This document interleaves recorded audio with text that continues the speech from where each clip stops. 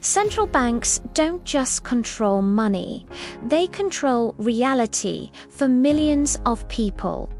Most people think central banks are boring, like some quiet office where people in suits talk about inflation, raise or cut interest rates, and then go home. But the truth is, central banks are some of the most powerful institutions on earth.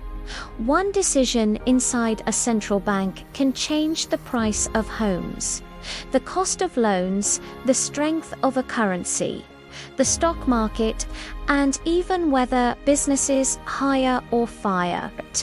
And the wild part is, most people don't even know how central banks started, why they were created, or what their real purpose became over time. So today, I'm going to tell you the untold story behind central banks. How they gained power, why people trust them, why people fear them, and what that means for your money. Stay until the end. Because once you understand central banks, you'll understand the hidden steering wheel behind modern economies. Let's start with the world before central banks. Banking used to be chaotic. There wasn't one system controlling money. There were many banks, many currencies, and many different rules. Banks printed notes. Governments printed notes. Private companies printed notes. And people had to guess what was real, what was safe, and what would still be valuable tomorrow. This created constant instability. Bank runs were common. Crashes were common. And when panic spread, the economy could freeze fast. So central banks were created for a reason: to stabilize the chaos. The idea was simple: create one powerful institution that could act as a financial referee, a lender of last resort, a backstop if banks were collapsing. The central bank could provide emergency liquidity. If money supply was unstable, the central bank could manage it. If inflation got out of control, it could tighten conditions. If the economy crashed, it could lower rates and support recovery. On paper, central banks were built to protect the system. Now, here's the first twist.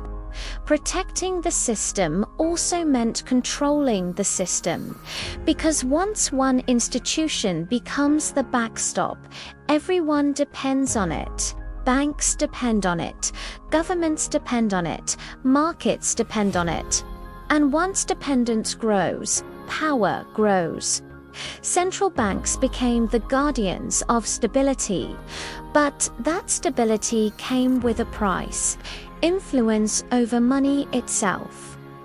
Now let's talk about the secret weapon central banks control. Interest rates. Interest rates are not just numbers. They are the price of time.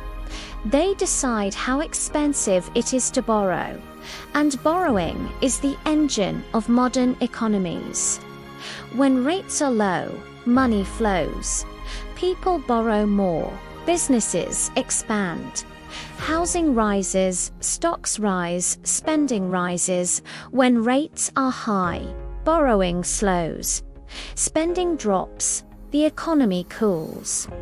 So when a central bank changes rates, it changes the speed of the entire economy. It's like the pedal and brakes of society. Pattern interrupt. The government may drive the car, but the central bank controls the gas pedal. Now, here's the second twist. Central banks don't just influence the economy, they influence human behavior. When rates are low, people feel confident. They take risks. They invest. They spend.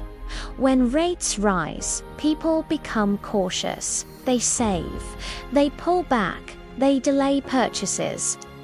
So central banks shape emotions, not with speeches, but with conditions. And once you realize that, you understand how deep their power really is. Now let's talk about the money creation part, because this is where many people get confused. Central banks don't just print cash. They create money through the banking system. They buy assets. They inject liquidity. They expand credit conditions. And when they do that, it can lift markets. This is why during crises, central banks can stop panic. They can keep banks alive. They can prevent a complete collapse. But here's the cliffhanger. Saving the system can also create long-term problems, because when money is created too easily, it can create bubbles. It can push asset prices up too high. It can encourage too much debt, and it can widen inequality. Because the first people to benefit are the people closest to the financial markets. Now, let's go deeper into the untold part. Central banks were not always seen as heroes. Many people feared them. Some believed they were tools of elites. Others believed they were necessary to prevent chaos. And both sides have a point. Because central banks can protect stability, but they can also protect the powerful. They can fight inflation, but they can also raise unemployment. They can support markets, but they can also make housing unaffordable by pushing asset prices up.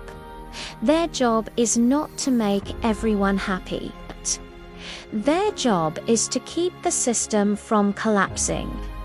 Now, here's the third twist. Central banks are not purely political, but they are not purely neutral either. They are often designed to be independent from elections.